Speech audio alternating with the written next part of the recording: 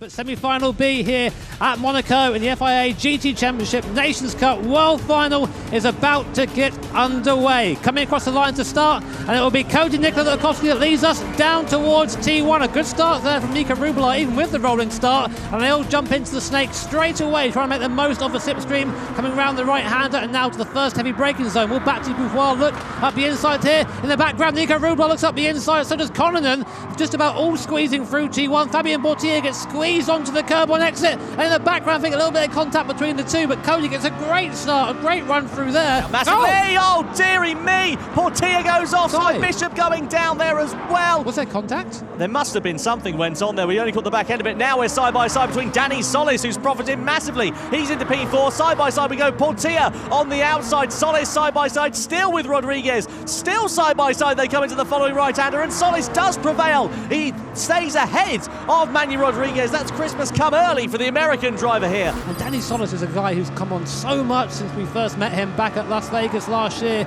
in the regional final. He used to drive on a gamepad, but he switched to a wheel, and look, it's doing wonders for him, back up into fourth place, overtaking Manu Rodriguez, a mainstay of these World Tour events. But now these guys need to focus on maybe catching the guys in front. You can see Danny Solis on the defensive against Manu Rodriguez.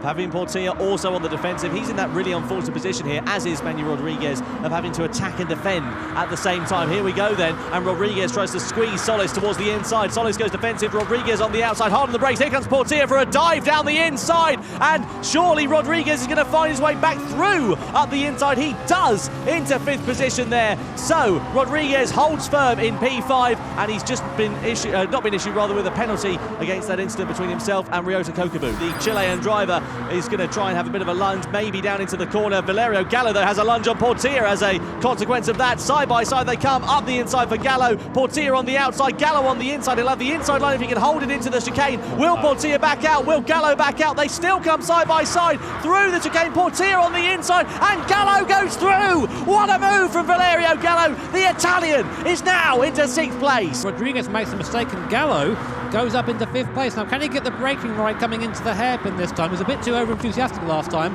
Leaves Rodriguez out to dry on the outside line. He's not going to get as good of a drive that other corner as the Spanish driver will, so he's going to probably come under attack again coming into the first chicane. And as I say that, Rodriguez pulls alongside. What's happened to Ryota Kokobu here, Jimmy, as well? He's down in P11. We didn't see that on screen, but down in 11th position. That's an absolute shocker here for Ryota Kokobu, the winner, don't forget, last time out of World Tour 5 in Tokyo. As it stands, he will be also out of the World Final for the Nations Cup. He's got it all to do. He's got a good gaggle of cars in front of him, but he is running out of time here now on the penultimate lap. Kind of okay where they are. The top three, of course, are going to go through to the final, and Gallo there getting it sideways again. He's really feeling the pressure from Manu Rodriguez, who pulls alongside. He's got the right line through here. He'll be in the inside for this last stint. Gallo really wants to try and lift through here. Just let him through. There's no point risking being pushed off the circuit, and Manu Rodriguez goes up into fifth position. Of course, the positions they finish here will affect them in the repechage, so that is something to take into account as well. But the key thing is to stay above or in or above P7 at this point. But no such dramas for Cody Nikola Latkovski of Australia. Over the line he comes, and he wins semi-final B here in Monte Carlo. Baptiste Beauvoir finishes in second, and Rubler makes it through to the World Final for the Nations Cup here on Sunday. Danny Solis is the first of the repechage competitors home in P4. Rodriguez holds on to fifth, Gallo in sixth, Portier seventh, and sadly Marc Pinel, Pierre Lenoir, Marcus Connaughton, Cy Bishop and Ryota Kokobu down in P12 will go no further here this weekend.